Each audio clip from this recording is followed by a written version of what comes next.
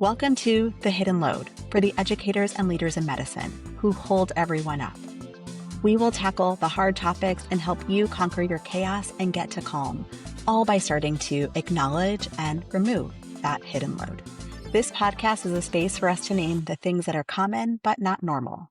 Each week, we'll look at the invisible weight you're carrying and explore practical coaching-based tools to help you find more calm, better boundaries, and a sense of purpose that doesn't require you to run on empty. I'm so glad that you've carved time out for yourself today. Let's get into the episode.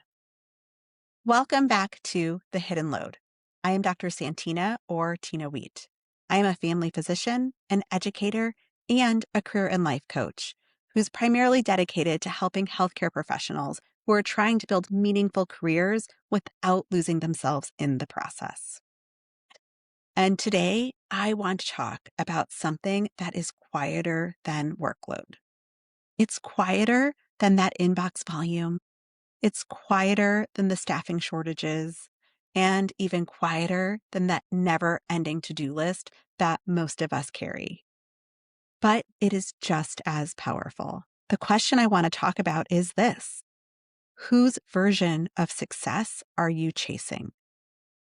Not what does success look like, not how do I become successful, but whose version am I using? Because I think one of the grand challenges of medicine right now, especially for those of us in primary care, is that we are trying to fit very different humans into very specific boxes. And the reality is, those boxes were not designed as a one-size-fits-all. And when we don't fit, most of us assume that there is something wrong with us.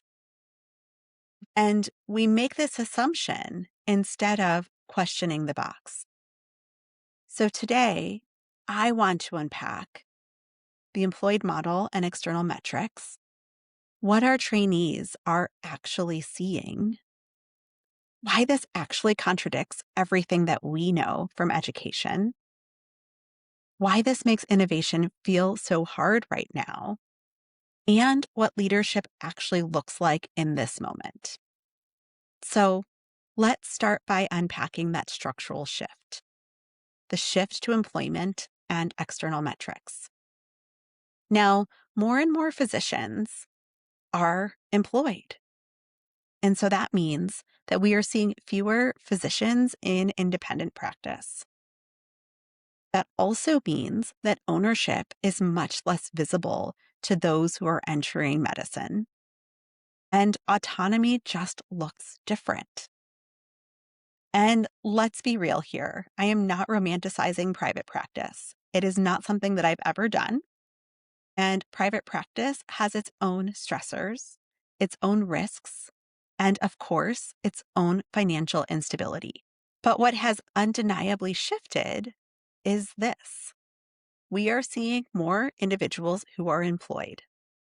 And when you are employed, you are almost always being measured against someone else's metrics. It might be RVUs. It might be access targets. It might be throughput. It might be quality dashboards or panel size. There's also patient satisfaction percentiles and template optimization and time to third next available. And in reality, most likely all of those things. And now, those are not all inherently bad things, but they also are not neutral. Those items reflect the priorities of the institution. They reflect the revenue models, the operational efficiency, and even the population health benchmarks. And nowhere in there, though, did we hear relational depth or thoughtful complexity or teaching and education in the room, or impact on our communities, or creative problem solving, or boundary integrity. And so what happens is this: when you're working in these systems, you start calibrating your worth to the numbers that were never designed to capture your full contribution. And for those who are in training right now, this might be all that they see. They see the attendings who are rushing. They see the people who are apologizing for being behind. They see the dashboards that are posted publicly.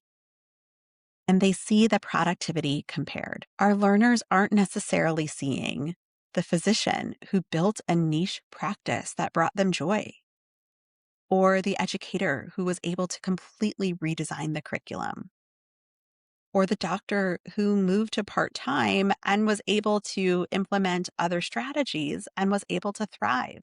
They might not see that hybrid leader who is doing clinical work plus innovation and getting to find their purpose in that innovation. They might not see the creative who was able to build something new. They probably aren't seeing any of those things unless they go looking for it. And let's be real, most trainees are too busy surviving to go looking for that. And so what does that mean? Well, it means that the implicit message becomes that this is what success looks like. Make sure you hit your numbers. Make sure you keep your head down. Don't make waves. Be efficient and be grateful that you have a job. And what if that model doesn't fit your personality, your strengths, the stage of your life, and importantly, your values? Well, unfortunately, the response might be to assume that you are weak or slow or not cut out for it. And I'm not talking about what the supervisors think. I'm talking about what the individual thinks about themselves. And this is all thinking instead of recognizing that it might simply be that they don't fit the mold. So, as an educator and as a leader, I know that people are different. We all know that people are different, except for when we don't. And this is something that I have to say I find intellectually inconsistent. In education, we absolutely understand individual differences. Especially recently, we teach growth mindset and differentiated instruction and strength-based feedback. We talk about adult learning theory and self-determination theory. We talk about autonomy and competence and relatedness. As educators, we say that it is important to meet learners where they are, to recognize their differing strengths, and importantly, to value diverse perspectives. We understand that we have to teach things differently because there are some learners who are verbal processors, yet others who are visual. We have some who are system thinkers and some who are relational. We have some who really need that reflection time and others who thrive in debate. Nowhere in there did I say that we expect uniformity in learning. And yet, in healthcare performance, we absolutely expect uniformity in output. We expect the same clinic structure, the same productivity expectation, the same toleration for night call, the same leadership style, the same academic trajectory, the same research model, and even the same definition of ambition. But physicians and others in healthcare are most certainly not identical widgets. Some of you are visionaries. Some of you are builders. Some of you are deeply relational. Some of you are operational geniuses. Some are policy-minded. Some of you are community-focused. Some of you are teachers at heart. And some of you are entrepreneurs. Some of you, like me, are introverts who do your best thinking quietly. And some of you are energizers who thrive on collaboration. Trying to force all of that into one rigid productivity template, of course it creates friction. And of course it creates burnout. And here is the part that we don't talk about enough. When our systems only visibly reward one version of success, That means the diversity of thought shrinks. Not because people disappear, but because they stop showing that part of themselves. They stop showing up as their authentic selves. Instead, they adapt, they comply, they quiet their ideas, they stop pitching, they stop proposing, and they stop imagining. And you know what? That means that medicine becomes narrower. So many of us know that we are in a moment where healthcare desperately needs innovation. We need new care models. We need team redesign. We need workflow transformation and technology integration that actually works. We need burnout mitigation strategies, creative scheduling, and community partnerships. We need all of this to ensure sustainability in medicine. And yet, it is rare to see innovation fit neatly into quarterly metrics. New ideas are messy. They are inefficient at first. They require experimentation, and they require tolerance for imperfection. But many systems, they are highly regimented. And regimented systems, well, they reward predictability.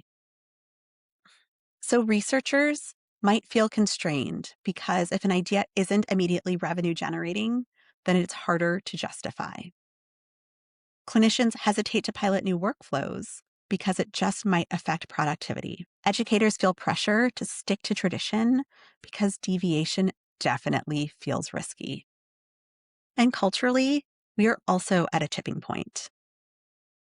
Many in medicine are no longer willing to unquestioningly accept nights and weekends indefinitely, the constant availability, and the chronic overextension, and all for good reason. And instead of asking what needs to change structurally, we sometimes label that discomfort as a lack of resilience. But what if it's not fragility? What if that truly is evolution? Every profession evolves, and we in medicine must too. But that evolution, it requires people who are willing to test the edges. So, how do we do this? How do we actually move forward? Not theoretically, not philosophically, but practically. First, someone has to be willing to stretch.